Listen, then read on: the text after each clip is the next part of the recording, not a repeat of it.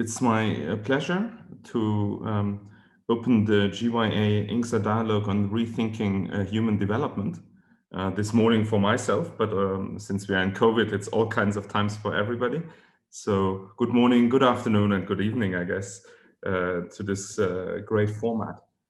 It's very fascinating that the Human Development Report now is turning 30, and it's been an info source for policymaking, for advice, for changing in even what development means, to not see it as one-dimensional as it used to be, such as it's only a function over income. And here the International Science Council, ISC, and the United Nations are now in the situation to prepare the next 30 years of the Human Development Report for the 21st century. So this will be quite a challenge. And that is where additional input is coming in from such organizations as the Global Young Academy, who thrives to recruit the best and the brightest academics around the globe. We are approaching now almost 100 different countries. So we are very similar in that sense in our scope to the United Nations. We have a unique makeup in that we emphasize very heavily the global North and the global South. And we are creating with our membership of high achieving academics a toolbox to tackle some of the most global challenges, not just human development or development in general, but also in terms of global warming, open science, outreach, and so on. Our organization has gender parity almost. We have an extreme subject diversity, so we are open to all kinds of subjects. There's not an emphasis on any of them, because we believe that only interdisciplinary can help us to tackle these intricate interlock problems in the future. We are recruiting for self-motivated, hardworking people who are curious about solving problems. I think that's the core of the GYA, to be curious and to really tackle the big problems with that curiosity. So you can see we are expecting a lot of our members in the future, and already a lot has been delivered as well. But of course, we are expecting more still in the future, and we hope that this report can be one step in it. The GYA and ISC has had a very productive relationship with one another. The GYA is now an affiliate member since very recently, where we can bring in our input. This also shows that the ISC is really bringing in young voices that the Global Young Academy wants to represent. And also it helps in that sense to manifest young voices and to bring them to the table in order to input their perspective as well. And in this way, I want to introduce the upcoming panel, which will be moderated by Professor Binyam Mandisu from Ethiopia. He has various accomplishments. So he's, for example, one of the founding fellows of the Ethiopian Young Academies, but he was also in the steering committee for the science advice group of the GYA, as well as involvements in ISC already. Our second guest is Asuncion Lara Sanclair, who's a senior principal scientist at the DNV Global GL Group Technology, as well as she's involved in the European Commission mission for climate change and adaptation, Future Earth, IPCC. So you can see she's involved in a lot of these activities already. So we're very honored to have her here on this panel as well. And then last, but certainly not least, is Peter Goodman, also professor, who's the president-elect of ISC, president of INSA, or chair, that's the nomenclature here. And he's been one of the chief science advisor to the New Zealand Prime Minister until very recently as well. And as you know, New Zealand has coped very, very well with the COVID-19 pandemic. And I like to think it's also due to people such as Peter, who have given good scientific advice, who helped the Prime Minister to realize what the correct strategies are. And I think at the moment, New Zealand is one of the most advanced countries in tackling the pandemic. Of course, being an island helps as well and so on, but still there was a lot of good information that was provided by people such as Peter. And so we're very honored to have this panel with the GYA. And with that, I'd like to hand over to Binyam to continue this activity. Thank you. Thank you very much, Michael. Thank you very much, and good morning, good afternoon, good evening to all who have joined us today, depending on which time zone you are. And a warm welcome to this webinar on Rethinking Human Development, jointly organized by GYA and ISC. My name is Binyam Sisai. As Michael mentioned, I will be the moderator for this event. Currently, I work for UNESCO and I have an adjunct position at Addis Ababa University. It was a great pleasure and learning to be involved in this initiative, Rethinking Human Development, as one of the steering group members. Let me do some quick housekeeping first. We have planned 1 hour and a half for this webinar. The webinar is being recorded and will be made available on our various channels. And all those who have joined as participants are muted, but you'll be able to ask questions to our moderator via the Zoom Q&A function. I encourage you to ask questions early, so our chat moderator, who is Felix, who is also a colleague of the Science Advice Working Group with me, who can group them into similar teams. I'm very happy to be introducing you today to the ISC and UNDP collaboration on Rethinking Human Development, a project that celebrates the 30 years anniversary of Human Development Report and which attempts to ask, what do we need to do to rethink human development in the 21st century? Today's dialogue includes introducing the 9 key dimensions for rearticulating human development and a deep dive around the contribution of scientific knowledge to these exercises. We would like to hear from members and alumni of the GYA and its National Young Academy Network around the globe, around these questions. So the flow of the program today looks, we will have our 2 panelists speaking on introducing the report and also on the contribution of scientific knowledge. And then we will have a quick question and answer session via the Zoom chat box. And then we will have we will display a 2 to 3 minutes video commentaries from GYA members. And finally, we'll have an open discussion. This is what our agenda is going to look like. Now, it's my great pleasure to introduce you to our first speaker, Asun Lera St. Clair, who is an advisor to this project that gathered the voices from experts from around the world. She's also part of the steering group of the project, which synthesized the views gathered through this process to highlight the 9 key directions. Asun, welcome. Over to you. Thank you very much, Binyam, and good morning, good afternoon, good evening to everybody. I'm delighted to be here with you today, and I'm going to present the 9 directions that emerged from the discussions that we had. And there they are on the screen for you to follow my presentation. So the first thing I want to say is that the most important lesson we learn is that rethinking human development is actually a journey. And this is a very particular journey because it's a journey of multiple and shifting narratives.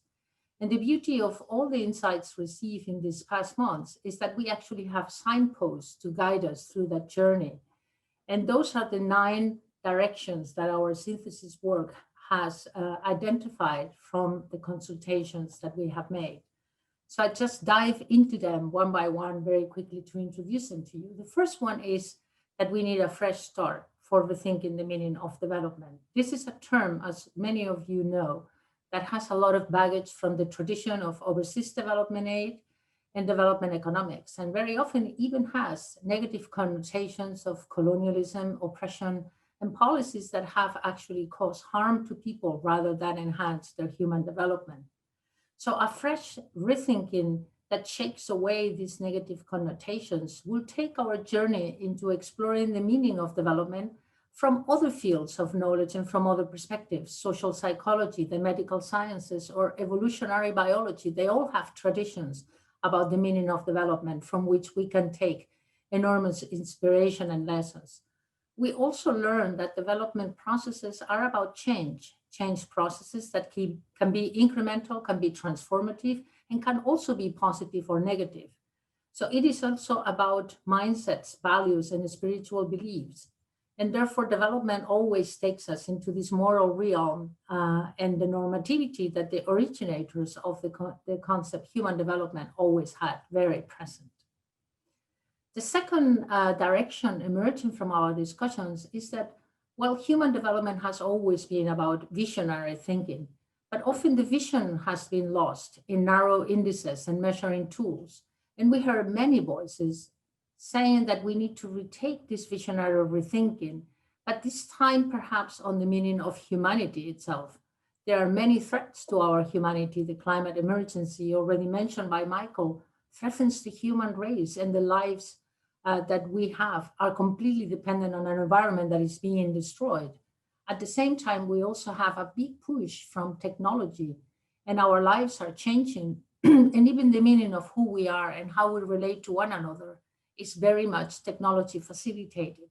At the same time, and on the positive side, this means that we are truly connected, or at least we could be truly connected in a world that is globalized environmentally, financially, culturally, and even psychologically, perhaps with all the differences that this also still remain. So this connectedness forces us to rethink not the conditions of my being human, but the conditions of our collective humanity, our collective psychological well-being, and also the recognition of our common vulnerabilities and strengths. The third direction is about strengthening institutions and accountability. We all know that even in a world deeply divided, well-functioning institutions at all scales and accountability for all are fundamental prerequisites to maintain the basic conditions that will enable human development. And this was very clearly elaborated in the work of Amartya Sen, and perhaps much more clearly in the work of Martha Nussbaum, that the task of institutions is to craft those social structures that facilitate the expansion of people's capabilities. Thus, institutions are needed to provide accountability for ensuring the conditions that enable people's lives to flourish.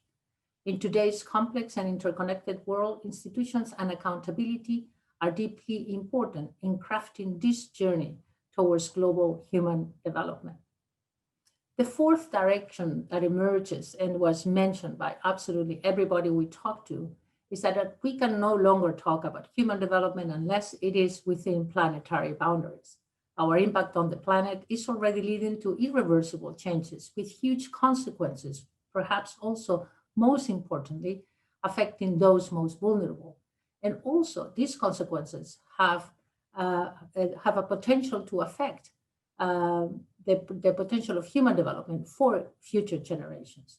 So the planetary context and the importance to expand the concept of human development to include not only human beings and future generations, but also nature and all living beings was repeated by colleagues across the globe in our discussions.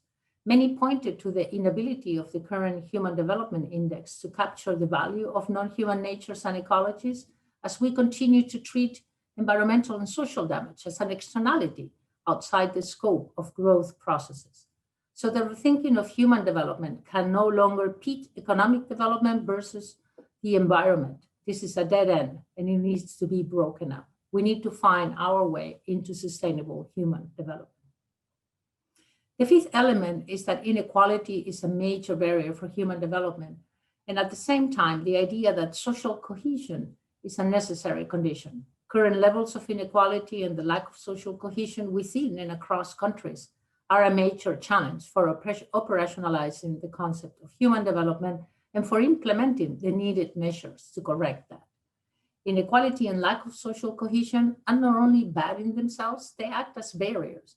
For example, the absence of social cohesion hinders operationalizing a more humane, more environmentally conscious, and responsible version of human progress.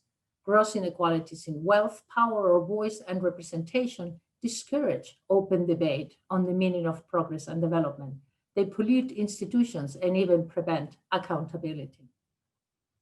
The sixth direction identified in the synthesis work that we did is that in a world as diverse as ours, and given that the journey to fulfill everyone's human development is full of trade-offs, we definitely need democratic deliberation as a guiding rod. This journey is full of trade-offs. There are no easy answers. Things need to be weighed against one another. And therefore, we require deep democracy. And we heard again and again the critical role of democratic deliberation, the need to hear the voices, not only of the experts or policymakers, but also of people. Rethinking human development needs to be an open-ended and multidimensional process towards new social contracts. And bottom-up perspectives and concerns, citizen engagement, and deliberation of options are not only a means to provide information for moving forward, it's actually the only way to ensure that policy measures have the necessary uptake and social acceptance. The seventh direction is about the digital world. We live in the digital age, and we need to make this digital age work for and not against human development. We live at the onset of a massive technological revolution. The digital transformation is changing how we relate to one another, customers, employees, and even changing ourselves and the meaning of our own perception. We have heard many times during our conversations how digital technologies are double-edged swords that can be thrust to make the world worse rather than better. So at the same time, understanding and responding to the powerful opportunities that this digital revolution poses both for science and society is imperative, especially in the age of disruption and disinformation. In short, we heard very clearly that rethinking human development needs to account for the work and the role of digital technologies and make this work for democracy and for human development. The eighth direction is about value, a key concept. We need a new narrative of value. We must forge a new narrative about what it is we value, what things are valuable, and what things are not valuable. And this direction has a dual meaning. On the one hand, it's about a reinforcement of the idea that human development is a normative term. No matter how we define it, it has a moral and ethical center. On the other hand, we need a new economic and financial metrics that assign value and cost to things often left in economic measures. And this goes way beyond the idea of integrating externalities in corporate accounting or even dethroning gross GDP as a measure of the wealth of nations. This is about the costing of the destruction of nature. It's about valuing informal learning systems, evaluating the negative outcomes of inequality, valuing public social protection, and also valuing our shared humanity and our shared goals. And the last but not least, very important direction is that we live in a complex world and scientific knowledge must illuminate our journey. Science in relation to human development must be conceptualized very broadly to include not only natural sciences, but also health, the medical sciences, social sciences, the arts, and the humanities, and all sorts of informal knowledge. We need to make a renewed global development project work and need to readjust and rebalance the interaction between the three major systems that shape our civilization: the human systems, the earth system, and technological and infrastructure systems. But this in itself is not going to be sufficient. There is also, in addition, an urgent need to respect indigenous knowledge, to respect and recognize the importance of practical and non-technical knowledge and experience, and the relevance of knowledge outside scientific organizations. These from civil society, communities, workers, farmers, or local and indigenous groups. In short, this direction has been one way for us at the steering committee to synthesize in a coherent manner huge amounts of important insights from those participating in the project, and capturing all the richness is not possible in a single piece. So please, I encourage all of you to explore the ISC's project website. I wanted to conclude by saying a few things about how can we contribute towards measuring these dimensions. So I will say that many of the issues raised in these directions are going to need serious innovation in measurement and indicators, including the widespread use of participatory methodologies to capture issues that are difficult, if not perhaps impossible, to quantify. So I think that creativity in the creation of proxies, and perhaps more importantly, ensuring that these non-quantitative factors are fully reflected in final scorings is of utmost importance. So we all want easy to measure things, and at times when data is almost like the new oil, we risk really missing the point for our humanity development if we don't work very carefully at finding a way to really measure those non-quantitative but truly important factors that I have synthesized. So this is all from me. Thank you very much for listening. Thank you very much for this insightful presentation, Asun. I imagine how inspiring it has been to hear from experts and practitioners from all over the world. And I encourage our participants to record their questions and comments in the Q&A function once again.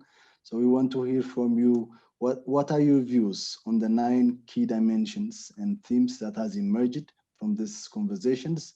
And also we want to hear from you if there are any additional directions and ideas that we need to think about. Thank you, Asun, once again. We now move to the second presentation, and one of the understandings we had during this journey is the immense contribution of scientific knowledge in rearticulating human development for today's world. I would like to bring in now Sir Peter Gluckman to tell us more about it. Sir Peter Gluckman is currently the chair of the International Network of Government Science Advice and president-elect of the International Science Council.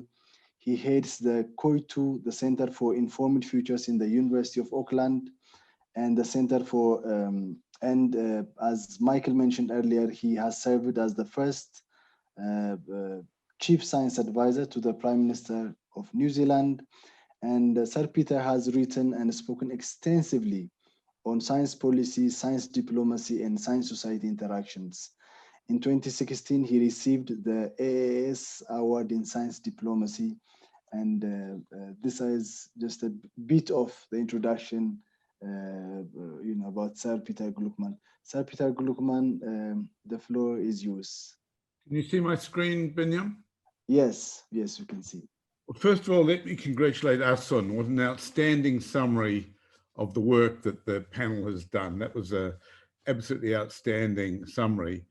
And secondly, let me congratulate Binyam, who made enormous contributions to the work of the committee that Asun and I were members of. It was really an important contribution from Binyam. Thirdly, let me just say, I'm no longer the Chief Science Advisor in New Zealand, so I cannot take credit for the outstanding COVID result directly. But what I can say is, if it had not been for the work done to establish an effective, trusted science advisory system over the recent years in New Zealand, I do not think that we would have made the rapid decisions that were made that have led to the outstanding result that New Zealand has seen. I'm going to take a very compatible view to Asun, but try and just reflect on how we as scientists, and I'll talk about what I mean by scientists in a moment, need to think about development. Development implies change and evolution over time. And it can be looked at from multiple lenses, as Asun has already said. You can look at it as it has been traditionally seen in the context of the UN system in terms of economic development.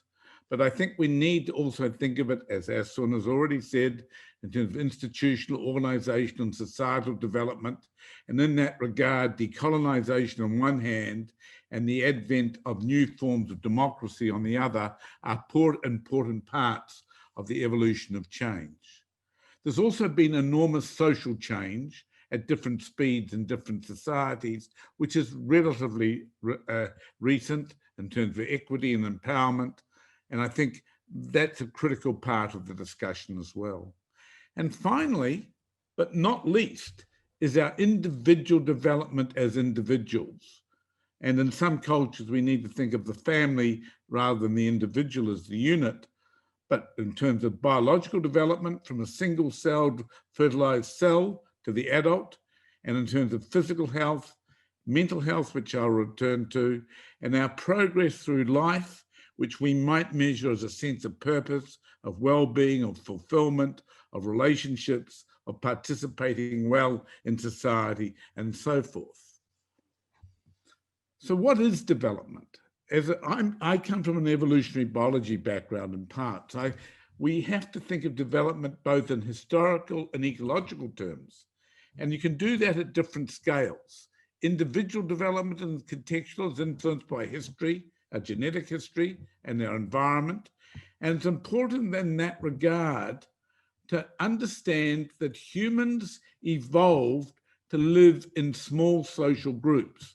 I show in this panel on the graph that the size of a component of the brain, which relates to sociality, and the relationship to group size across many species of primates shows a log linear relationship. And within that, if we put the size of the human neocortex in, we evolved to live in groups of about 100 people. And it's no accident that when you look at organizational design over the last 2,000 years, be it the size of a Roman centurion platoon, to the size of a doomsday village, to the number of people that are invited to a wedding, it averages between 100 and 150 people. And one of the challenges was we no longer live in small social groups. And I think the implications of this to human development are very large. We need to think in terms of the context of social development as influenced by context. And within that, as Sun raised the word social cohesion, we need to parse that word carefully. Because what is social cohesion? It's trust between people and communities in a horizontal direction who may have diverse worldviews. And at the same time, it's trust in the vertical direction between those who are, if you like, at the pinnacle of organizational and control in society and individual people. And what's happening in the world at the moment is a fundamental shift in the undermining of both the horizontal and vertical dimensions of trust. Change is a discomforting state, and I'll come back to that in a moment. And we have just listed below these massive changes in our environment that are occurring in the institutions, the power of the nation state, in urbanization and globalization, technology, et cetera, and of course, the environmental factors that we're seeing, where the biotic environment of COVID-19 on one hand, or biodiversity collapse on the other. And to this, I think we now must add geostrategic instability. Now, why am I not? So, but how to answer the existential question of what do we want from our lives? Can we agree where we want to be? That, of course, is very much a normative of values judgment. But values is a complex word. Individuals and societies have values. Some are universal and some are very diverse. And we have to have a narrative, as Asun said, that addresses that. Cooperativity and living as a social species is at the base of all social mores and values. The work of Harvey Whitehouse has shown that to be quite true. But is the existential question fundamentally about each human being being able to reach her or his potential? Is social cohesion a necessary prerequisite? But after all, the context in which we live are all different. And this is, I think, the challenge that Asun was alluding to when she discussed the metrics of measuring human development. Can we define what I call well-being in meaningful terms, given that we live in very different contexts? And are we on the cusp of the situation where the technical nature of our future conflicts with the social and institutional structures that we now currently think are associated with our well-being? And how do we actually get agreement on these points? These are fundamental scientific questions that need to be addressed. And I just want to come up with a point which I think we have underestimated in its importance, and that is the challenge of mental well-being. If well-being of individuals and of societies are some of the primary goals of our lives, then the most important element may be our mental well-being. And I just want to point to this data from Denmark, but I could show you the same data from New Zealand, from the United Kingdom, from Pakistan, from many countries, that something dramatic is happening to young people, particularly to young women, when it looks how rapidly there's been a 50 to 60% increase in the lack of good mental health in young people over the last decade, from 2010 to 2017, particularly in young people, much less in older people, mental health is declining. And this suggests there are some fundamental issues that need to be addressed. I don't have time to go into them today, but that's the focus of much of my own personal research. But underneath it all, it is how do we promote psychological resilience in a fast changing world? One of the problems we have is science, I perhaps shouldn't say this as president-elect of the International Science Council, but science is a limiting word in describing the robust knowledge disciplines.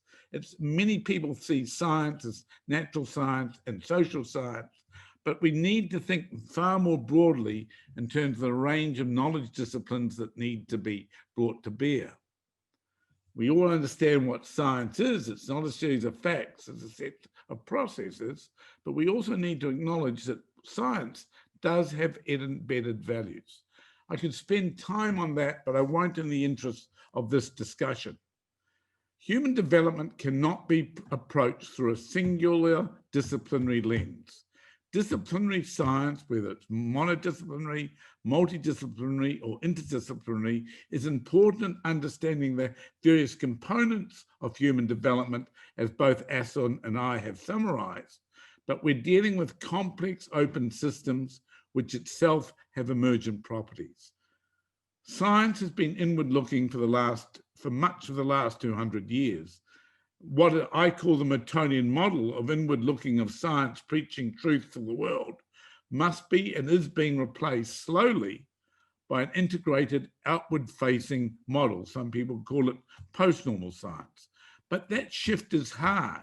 And unfortunately, the incentives in science still largely lie in that inward-looking and disciplinary framing. Progress on human development, and this is where I think the GYA is such an important organization, really is going to need a truly transdisciplinary approach. And I want to spend my last minute or two describing what is transdisciplinarity. Transdisciplinarity is quite distinct to interdisciplinarity or multidisciplinarity, where the questions are still framed in the lights of those individual disciplines. Here we are in transdisciplinarity trying to commit to the framing of the question by integrating different domains of disciplines of knowledge ab initio, right from the start. And this is very hard science because it means working across different theoretical perspectives and methodological practices. It means a focus on real problems where the complex text and complexity are recognized and confronted as part of the methodology. Indeed, it's the co-design that often leads to the questions that transdisciplinarity tries to answer. The actual co-design is not only framing the question, the methodology, it's also framing the question. Stakeholders must be engaged from the outset. And to make progress, I think, and this is where again, the GYA is so important, significant changes will, in my judgment, be needed in the incentive and training structures in science so that we can actually address some of these issues that are really important through the kinds of lenses that Asun has so well described in her presentation. Finally, I just want to say ngā mihi, which is Maori, our indigenous words for congratulating all of you and thanking you for your engagement in this important discussion. Thank you. Thank you very much, Peter, for this very provocative and outstanding presentation as usual. I think a lot of strong points came out, and I'm glad that you have also emphasized, all the contributions and the roles that early career academics could contribute to these debates and conversations. I would like now to invite my colleague Felix, who has been monitoring the Q&A function, to share, 3 major themes that has been submitted by our participants, so that we allow our panelists to comment on them. Felix, are you with us? Yeah, I am here. Thank you, Benjamin, and big hi to everyone here. Okay. So, yeah.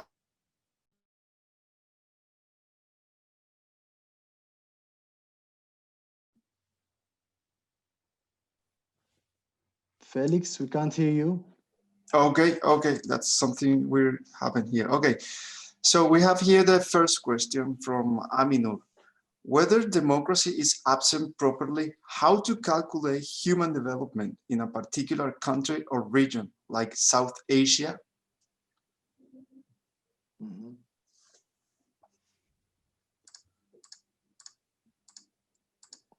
And another question?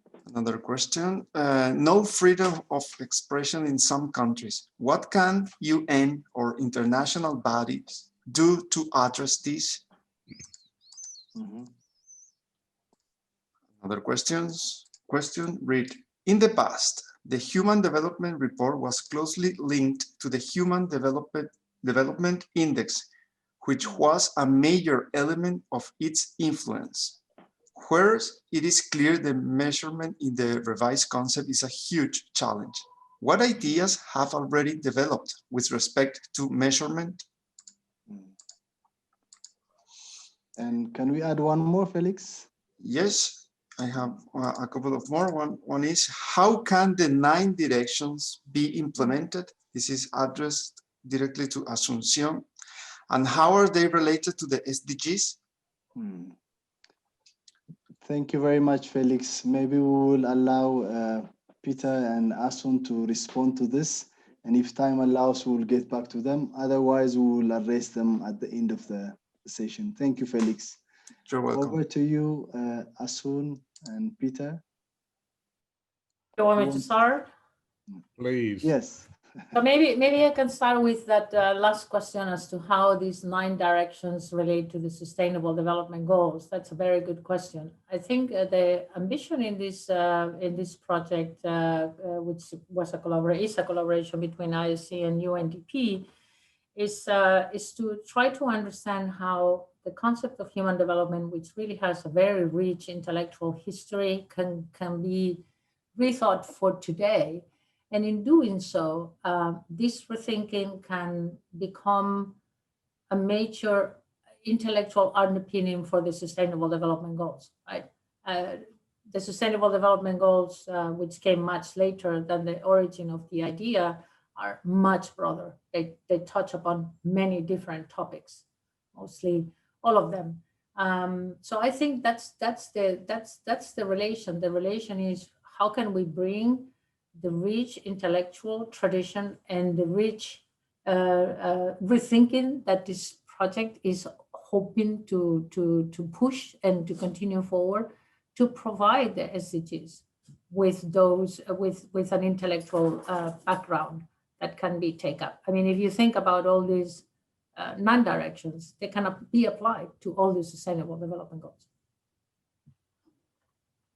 On to you, Peter, for another. Well, I would add to that I think this puts the human being in the center of the discussion, and in a way that is critically important. Yes, the Sustainable Development Goals are a broad canvas of 169 targets and so forth, but this actually focuses and requires governments to focus on the citizens of their countries in a way that allows them within their cultures, and I think that's very important to emphasize that point, to reach their sense of fulfillment. And I think the difficulty of the other question and the problem that raises here is different cultures have different values of what means for a fulfilled life.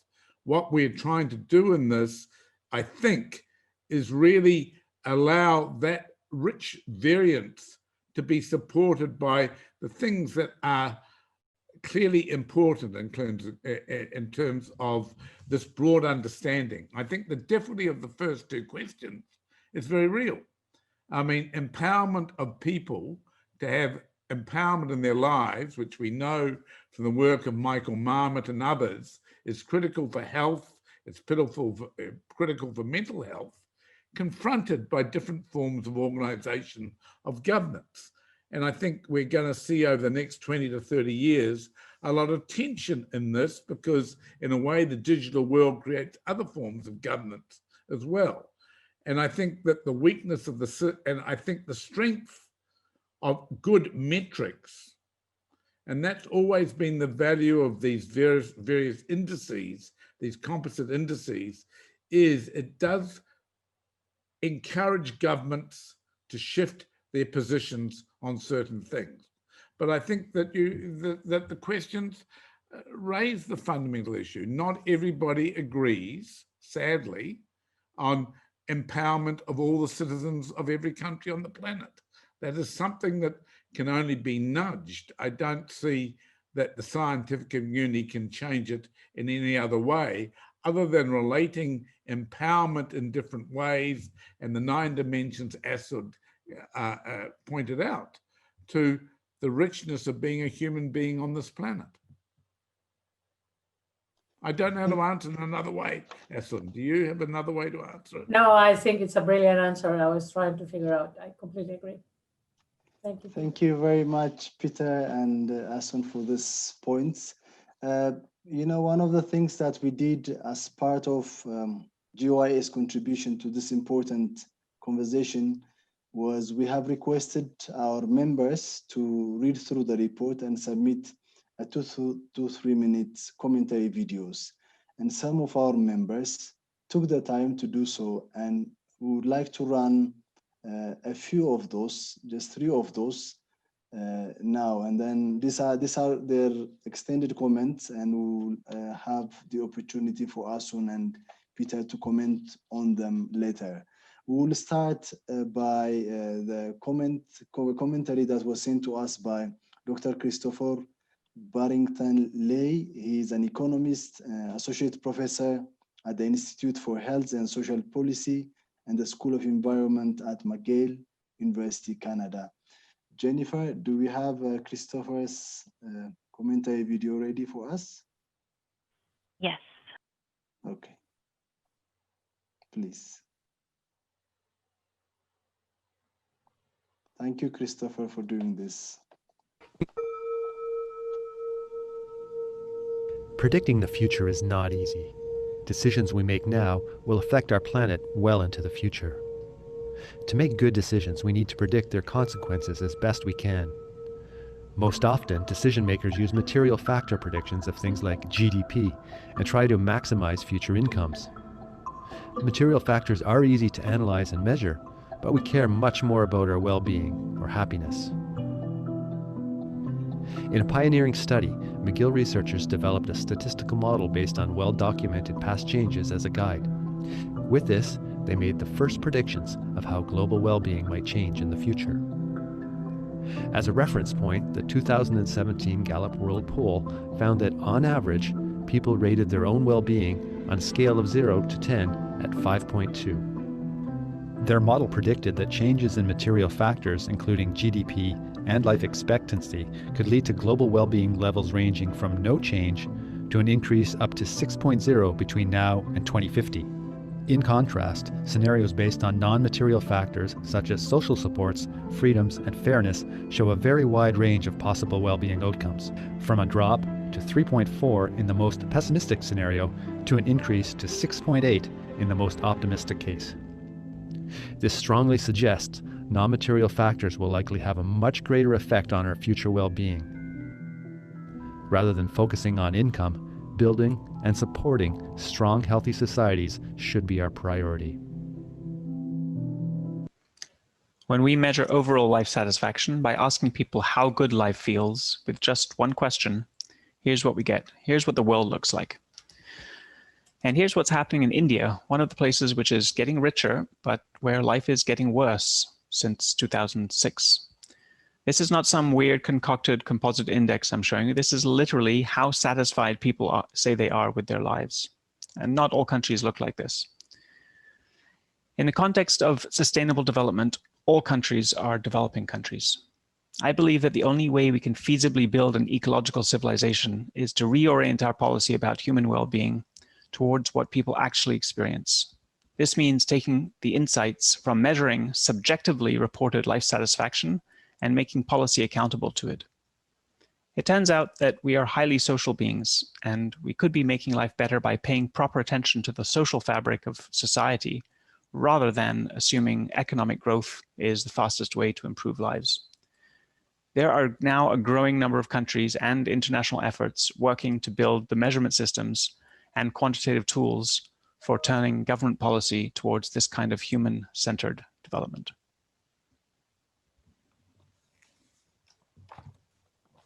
Thank you so much, Peter, for this, comments and feedback based on the study that you have made and your team has made, and presented in a very innovative way. Thank you very much.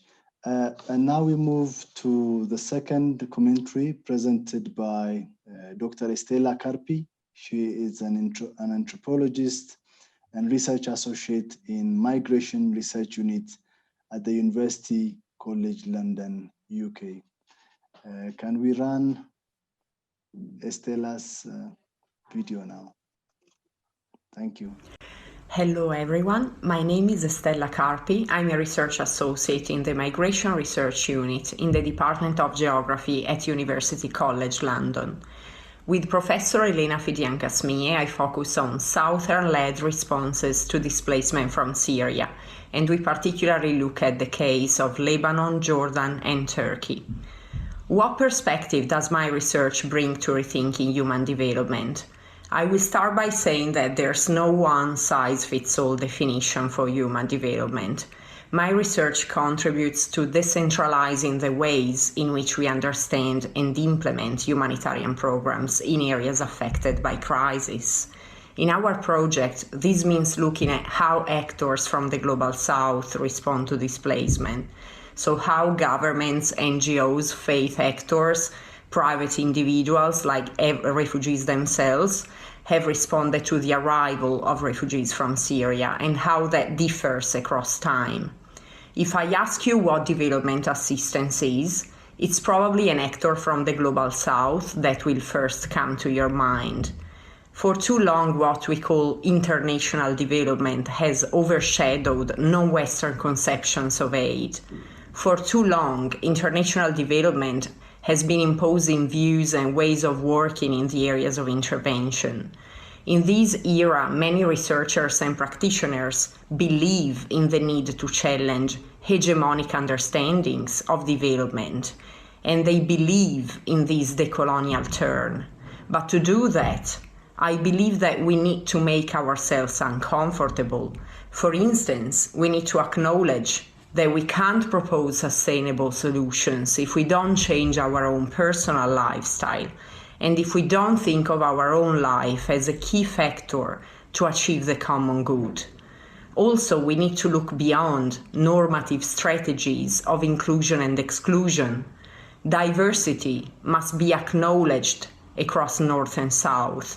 It doesn't have to be made invisible through misconceived tactics of inclusion. Diversity must teach us multiple ways of thinking human development. Development is a polyphony to me that we need to listen to. These are the principles on which I build my research. Thank you so much, Stella, for this feedback once again. I think she have raised the importance of diversity and also, the discomfort that comes with it. But I think that's exactly what this process and journey is trying to do. And the third commentary is submitted to us by Dr. Robert Lepenis. He is a political scientist and a political philosopher. He is a research scientist at the Holtz Center for Environmental Research in Germany. So we run Robert's commentary video now. Poverty in all its forms everywhere. In 2015, the world committed itself to ending deprivations in multiple dimensions: financial, political participation, education, standards of living, health. It is quite remarkable that in Sustainable Development Goal number 1, we already have such a rich understanding of human development. So what can we as scientists do? First, we can break down silos of communication. That's why I'm addressing you from TikTok today. Human development happens through participation, not just observation. 2, in the spirit of the Human Development Report, we should collaborate interdisciplinarily. Together, we can figure out what poverty is. Here is a project where philosophers and economists try to do just that. 3, let's break down transdisciplinary silos, because we as scientists can suggest and inform policymakers, but I think we can also hold them to account for those commitments they have already made. Together, we can.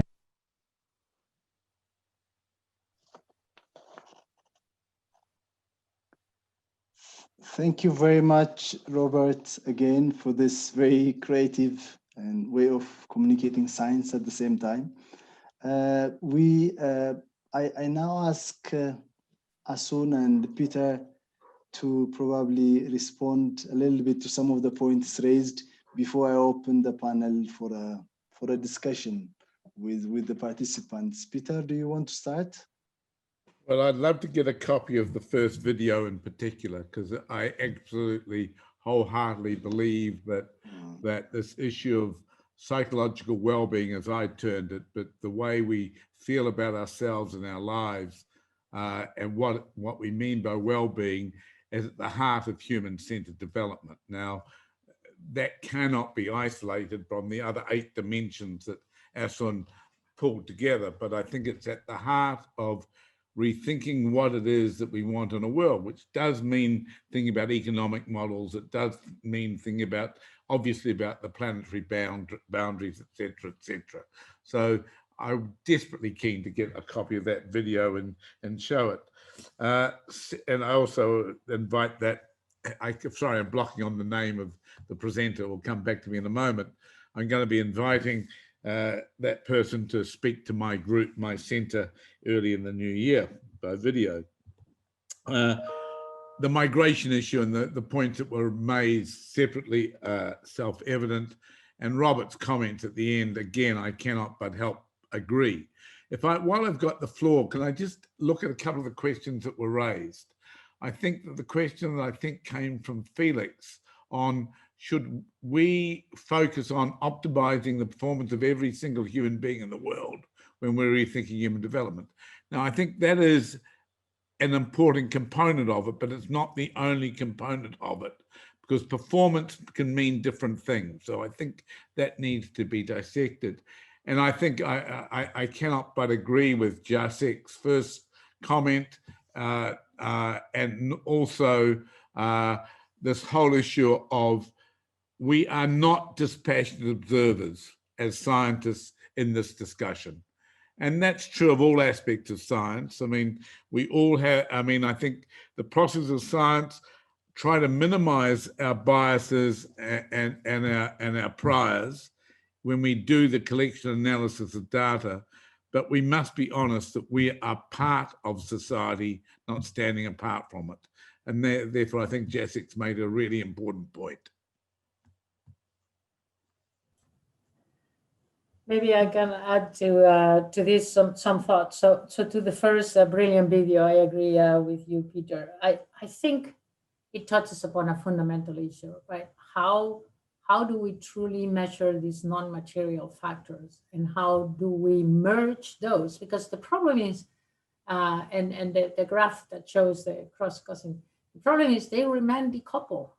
we still measure economic growth on the one side and the big economic measurements in one way, and then we add on these other types of non-economic, non-material measurements. And I think the fundamental challenge going forward is how do we merge these two types of things into one single guide road that can really tell us whether societies are going up or down in human development. So I think that's a key issue. To the second presentation, I really like in 2 words. We need to go to a place of discomfort. The presenter, she referred to it in relation to measuring sustainability by being personal examples. All of us, that's a big place of discomfort that I think requires transformation at that sort of mental values, internal level. And I think very often the argument of waiting for society misses the point. So that is one area where I believe individual change is fundamental and important. And also the idea of polyphony. We didn't use the term polyphony in our synthesis. I think we should definitely add that. The polyphony, we need to be able to use the polyphony of voices. Could have said multiple and diverse narratives means polyphony of narratives. We want that, and I hope that we capture it, but I like very much the use of the term polyphony.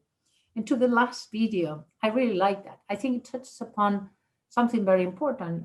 Maybe we can relate it to the direction of making digital technologies work for human development. What he was doing was using the channels of communication that really mobilize young people for communicating messages that are relevant, right?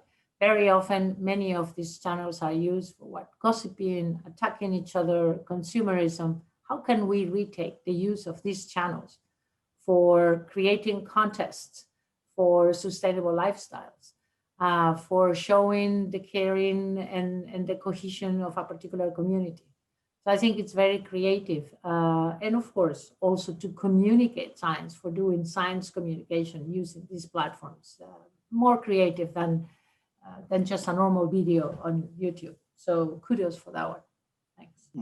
And I add one more complication, which I think is critical to add, and which Asun alluded to in her initial presentation, which I think is important, and that is to recognize we must be careful not to put a scientific imperialism over what we're talking about here.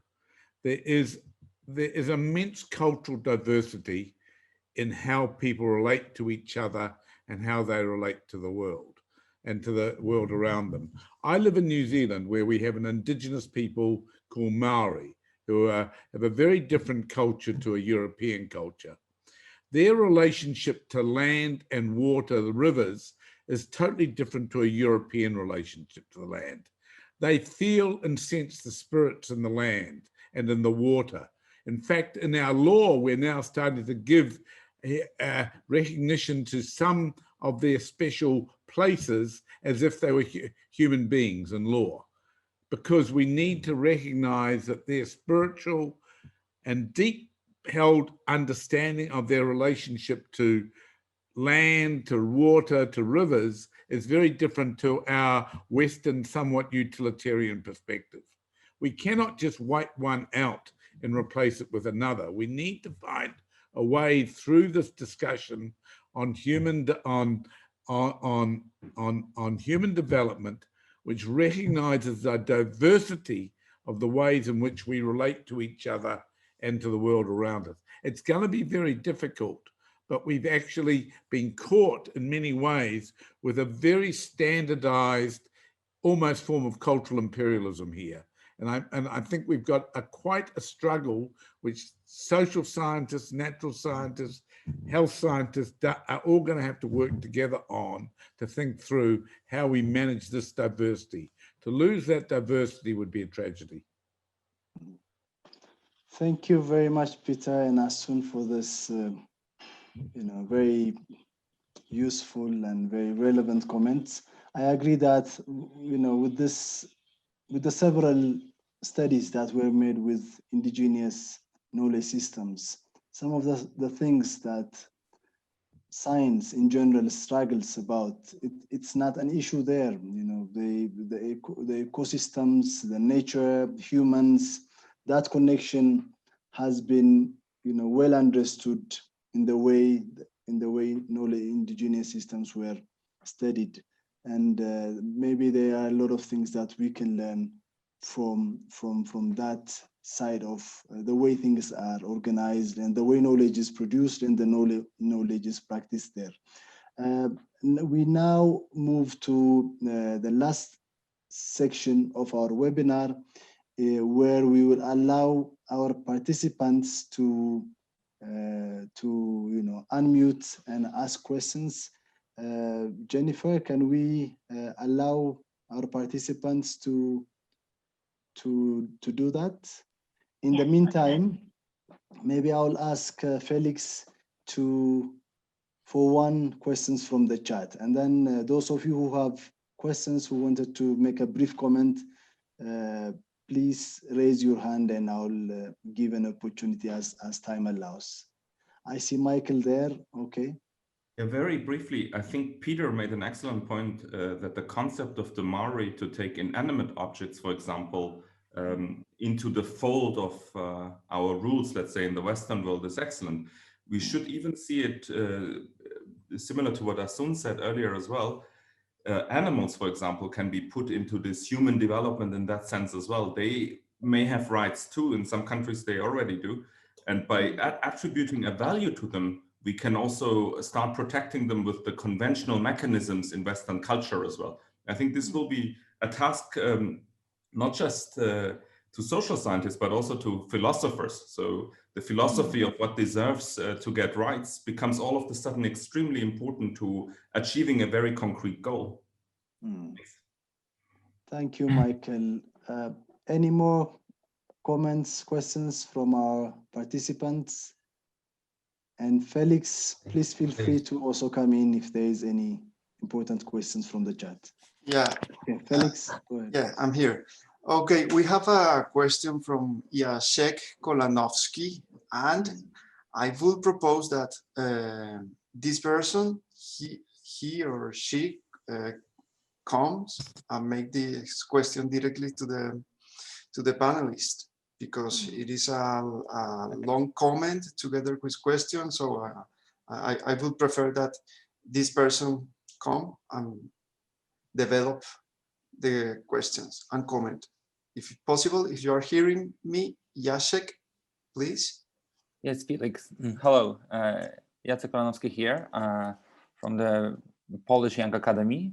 So thank you guys so much for organizing this meeting, and thank to the panelists and people who have expressed their opinions also in the short videos.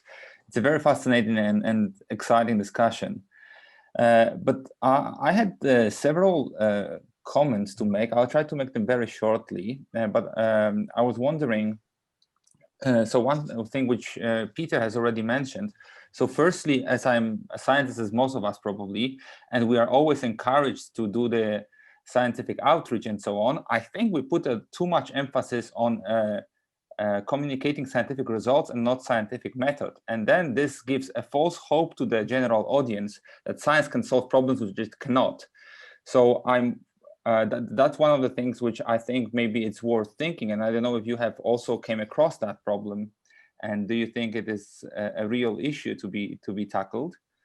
And another comment which I had is about the satisfaction or the subjective opinions about our well-beings. And I believe that they are dependent, of course, on our culture, on the things that the way we are taught to express ourselves as well. But also it can depend on the environment around us. So I can imagine that in some societies, I don't want to give here Poland because it would be too stereotypical, but I do think a little bit that about Poland as well, that in some societies we are taught or we are brought up in a way that it is not good to actually say, I'm happy with my life. you should not be happy with your life because this pushes you to do something with it and so on. So my question is, can we remove these intrinsic biases from the evaluations, which can influence also the methodology of collecting data? And do we really want it? And if we don't want to remove this differences, the varieties in the way we think about ourselves, can we actually somehow still use that and provide some objective parameters to evaluate our well-being? And is there a point for doing that? Or should we have a different one for different communities and societies? Thank you. Thank you, Jacek. Question. Yeah, go ahead, Peter. Is a really interesting question. And that's what I meant by, this is the existential question in my presentation. What is it that different communities of people want? There are clearly some things that the global community needs to deal with climate change, et cetera, but at the level of individual communities, which can be very different in their makeup and their cultures and traditions, it's how you actually, what is to them meaning in their lives will vary a lot. And I think that's the difficulty that you're asking in that question. I think, however, there are some things that are becoming not universals, but we can look at them in some relatively universal ways. Do people want poverty? No. Do people want healthy lives? Probably yes. Do most people, once they get through the poverty barriers, want their children to do well, et cetera, et cetera? I think we can actually build up a set of measures, and Asun, I think, is far more skilled at this than me, that can be proxies at some sort of general level. But of course, as in everything else, they must be contextually interpreted. And there is no measure of anything. I mean, we do all sorts of comparative measures, but we need to take it back. That's why we have scientists, social scientists, natural scientists in every country, because we must interpret the knowledge in local context. So we have no choice but to try and if we're to deal with these relatively global issues, we have to work together. In terms of the first question, I'll leave that perhaps to Asun, but I think that the point you make is right at the heart of dealing with the challenge of anti-scientism, of the misinformation age, the disinformation age. How do we communicate that science is not a set of facts? Science in its broadest sense, and again, I have this problem with the word science.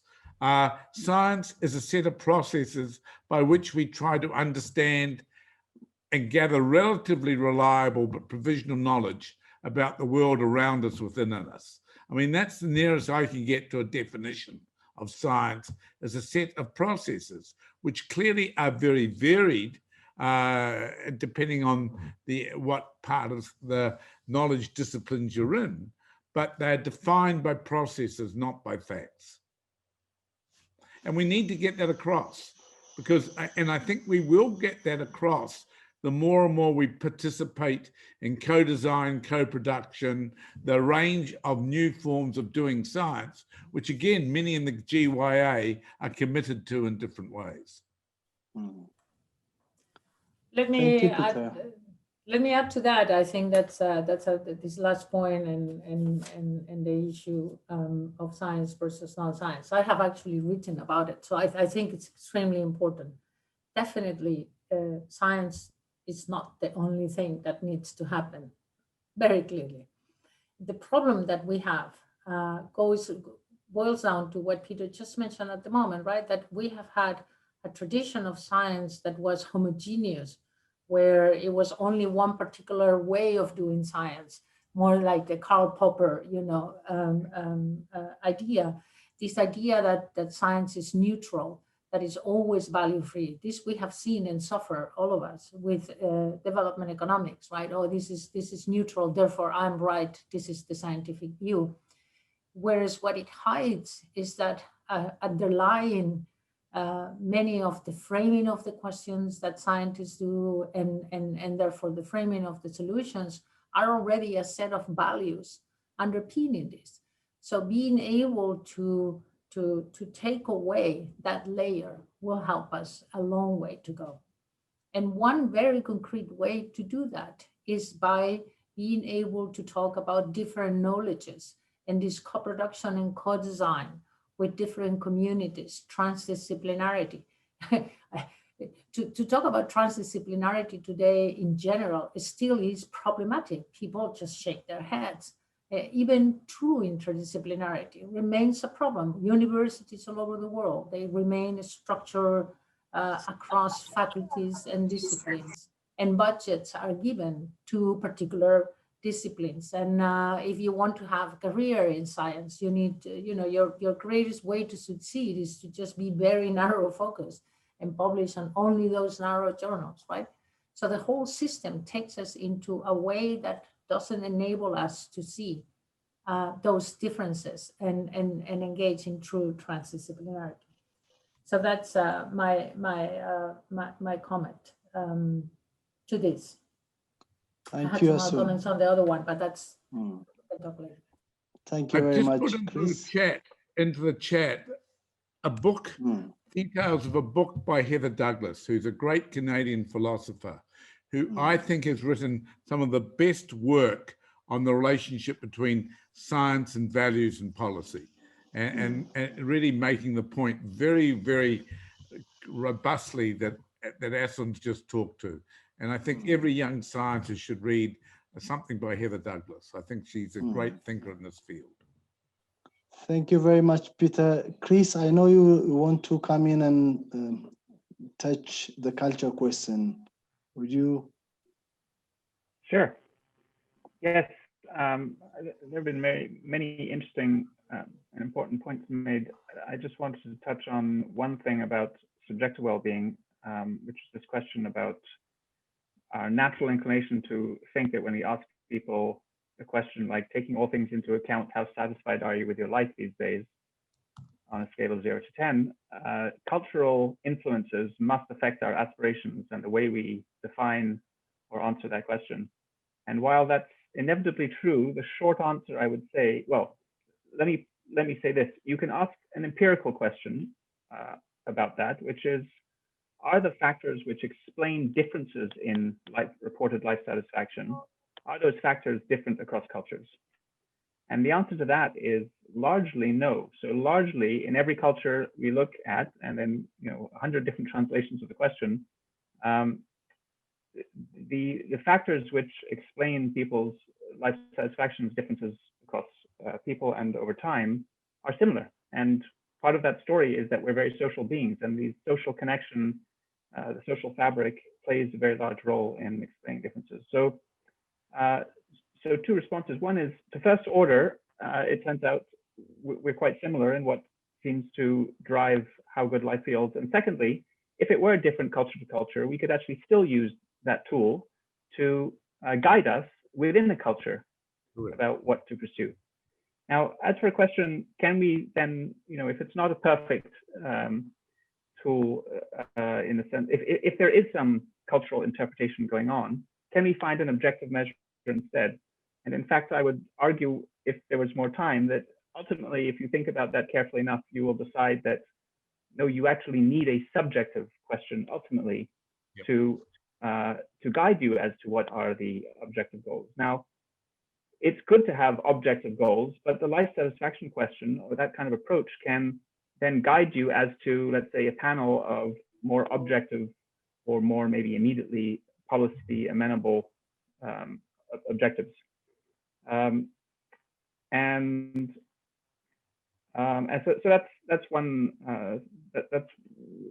way I advocate to really think about setting up a system of indicators for well-being, is to use the life satisfaction as a headline indicator. It's extremely good for communicating what the accountability and objective of government and society is, and then use it as a guide, with increasing precision as the knowledge develops, as a guide to what other measurable outcomes we want to pursue. Thank you, Chris. So can we now allow 2 more questions, probably? Anyone who wants to come Aminu, Hi. please go ahead. Okay, I have a question to Peter. Thank you very much for having the nice presentation. As Peter stated, when science is a limiting or a limited jargon to accumulate all the sciences inside this science terminology. As well, when we fixed up the today's title, Rethinking the Development, my question is, as like Christopher's line, that is, there are many cultural region in the present globe, as well Africa, Asia, South Asia, and that is Peter mentioned the Maori of New Zealand. How possible when we rethink the development process or paradigm, how possible to include all the societies within a single or universal strategy as like SDG or anything? Is it possible to accelerate all the societies through a uniform strategy when the cultural differentiation is very much rooted? What's about the comment from Peter? Thank you. Well, I mean, I think like in any other thing, we're talking about the interaction between individuals, groups of individuals and their environment, and they're contextually different. And therefore, while as Chris has just said, there are certain things that we can assess about a population, how you address it in that population will be context specific. There may be very different priorities, there may be very different needs within a population, within components of a population. And I think that's where good public policy comes into play. How do you actually persuade the policymaker that universal approaches have some value, but in some situations, targeted approaches to subcomponents of the population, smart specialization, or whatever language you want to use, is needed. And that is a politically, I can tell from my experience as a chief science advisor, that's a politically difficult conversation to have. But again, it comes back to the fact of working with communities, including the policy community, as to what the objectives of a society are. And I think they will always be contextually variable, but it doesn't mean that there aren't a set of strategies that are common. And I think that's there'll be strategies that will be fine-tuned for different environments. That's just the relationship between organisms and their environment. We need to be specific about the intervention in particular contexts. Thank you, Peter. Good governance is about that prioritization. And that's the issue of the moment, that at the moment governance in many, at least in most democracies, and there are many countries which are not democracies, is about winning the next election. It's not actually thinking about what underneath it are the long-term goals. And there's a gap, which I think is a universal gap in democracies, and it's one of the flaws of the democratic process, is it drives politicians to short-term thinking when many of the issues we're talking about here are long-term issues. And I think the political scientists in this audience and others, and Asun raised it, are there new forms of democracy or inputs into democracy that are going to shift the emphasis from the short term of winning the election in 2 years' time to thinking about what society's goals are over 10, 15, 25 years. It may be impossible, but it's a question certainly I'm trying to ask in New Zealand. It's why my own centre has been set up outside the political process to try and force that long-term thinking. Thank you very much, Peter. Asun, and probably I can add one more question from the chat. Final question, will current economic development model be revised? It has so many conflicting components to the human development for sustainability. So Asun, any comments on this question or the previous one, and any final words? The question is whether it is being revised or whether it should be revised. It should be revised. Will current economic development model be revised? It's from Bunhan Lim. Right. I really believe there is finally a serious conversation about this. From a European perspective, we have, for example, a major thinker who also contributed to this project, Mariana Mazzucato, who has written fabulously about this new conception of value. And she has really good arguments against this mainstream idea of economic development. And this is being taken up at the European Commission level. And I think it's becoming finally very influential. And in other parts of the world, I think similar ideas are really popping up, that we need a new way of doing economics and valuing things and measuring things. So I believe this is the key. So of all these directions, they are all important, evidently.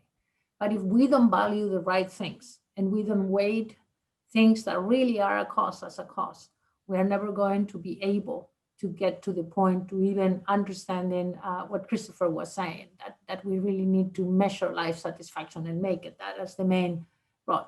Because if these different types of measurements become parallel conversations, like ships passing in the night, we are going nowhere. It has to be one single conversation in terms of what we measure as cost and valuable things. Thank you, Asun. Final thoughts, Peter? No, I think Asun has made a very powerful, I thought the introduction was superb. I think that last comment is a critical one. And I'm going to have to sign off because I immediately have another call now, which I must take with the British government. So congratulations, Binyam, and all the people on the GYA on an outstanding and important discussion. And I look forward to further conversations. And Binyam, you and I have some writing we have to finish. But all the best, everybody. I have to go. Sorry. Thank you so much, Peter. Thank you for joining us. So thank you, everyone. I think this is all we have time for today. I just want to highlight that, Asun, when she began the presentation, she said, this is a journey. And that's the understanding that we have from the initiative, this inspiring dialogue on rearticulating human development. It has only begun, and we look forward to more conversations, to more dialogues on these issues and more within the GYA, but also beyond. So thank you, everyone, for participating, for joining us. And I want to thank again Peter and Asun for their excellent presentations and interventions and feedback. And I want to also thank all the participants who made time, and our GYA colleagues who have made a video commentary, who took time to read the report and made a video commentary. Thank you very much. And thank you, Jennifer, Zenia, and Mega from ISC, and Jennifer from GYA. So depending on where you are, thank you and have a nice day or have a nice evening. Thanks again. Thank you, Binyam. Bye-bye, everybody. Bye. Thank you, everyone. Bye-bye. Thank you. Bye. Thanks, Felix. Thanks, Michael.